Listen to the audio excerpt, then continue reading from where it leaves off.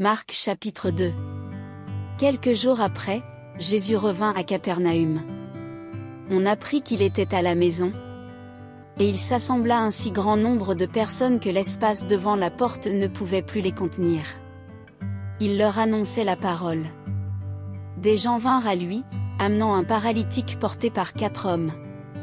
Comme ils ne pouvaient l'aborder, à cause de la foule, ils découvrirent le toit de la maison où il était, et ils descendirent par cette ouverture le lit sur lequel le paralytique était couché.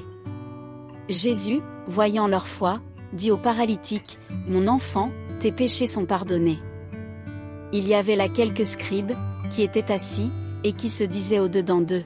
« Comment cet homme parle-t-il ainsi? Il blasphème. Qui peut pardonner les péchés, si ce n'est Dieu seul ?» Jésus, ayant aussitôt connu par son esprit ce qu'ils pensaient au-dedans d'eux, leur dit, « Pourquoi avez-vous de telles pensées dans vos cœurs?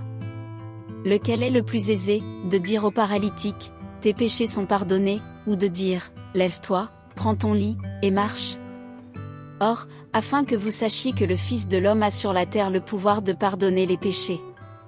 Je te l'ordonne, dit-il au paralytique, « Lève-toi, prends ton lit, et va dans ta maison. » Et, à l'instant, il se leva, prit son lit, et sortit en présence de tout le monde, de sorte qu'ils étaient tous dans l'étonnement et glorifiaient Dieu, disant, « Nous n'avons jamais rien vu de pareil. » Jésus sortit de nouveau du côté de la mer. Toute la foule venait à lui, et il les enseignait. En passant, il vit Lévi, fils d'Alphée, assis au bureau des péages. Il lui dit, « Suis-moi. » Lévi se leva, et le suivit. Comme Jésus était à table dans la maison de Lévi, beaucoup de publicains et de gens de mauvaise vie se mirent aussi à table avec lui et avec ses disciples, car ils étaient nombreux, et l'avaient suivi. Les scribes et les pharisiens, le voyant manger avec les publicains et les gens de mauvaise vie, dirent à ses disciples, « Pourquoi mange-t-il et boit-il avec les publicains et les gens de mauvaise vie ?» Ce que Jésus ayant entendu, il leur dit, « Ce ne sont pas ceux qui se portent bien qui ont besoin de médecins, mais les malades. Je ne suis pas venu appeler des justes, mais des pécheurs. » Les disciples de Jean et les pharisiens jeûnaient.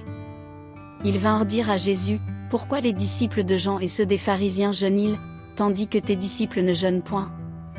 Jésus leur répondit, « Les amis de l'époux peuvent-ils jeûner pendant que l'époux est avec eux? Aussi longtemps qu'ils ont avec eux l'époux, ils ne peuvent jeûner.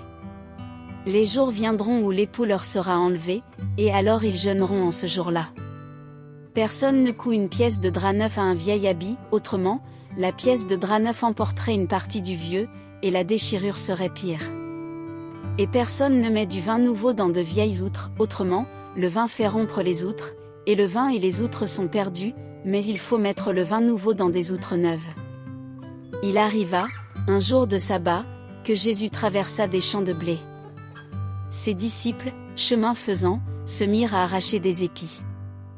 Les pharisiens lui dirent, « Voici, pourquoi font-ils ce qui n'est pas permis pendant le sabbat ?»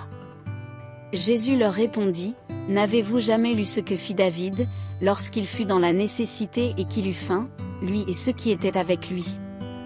Comment il entra dans la maison de Dieu, du temps du souverain sacrificateur Abiatar, et mangea les pains de proposition, qu'il n'est permis qu'aux sacrificateurs de manger, et en donna même à ceux qui étaient avec lui.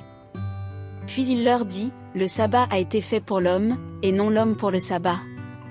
De sorte que le Fils de l'homme est maître même du sabbat. »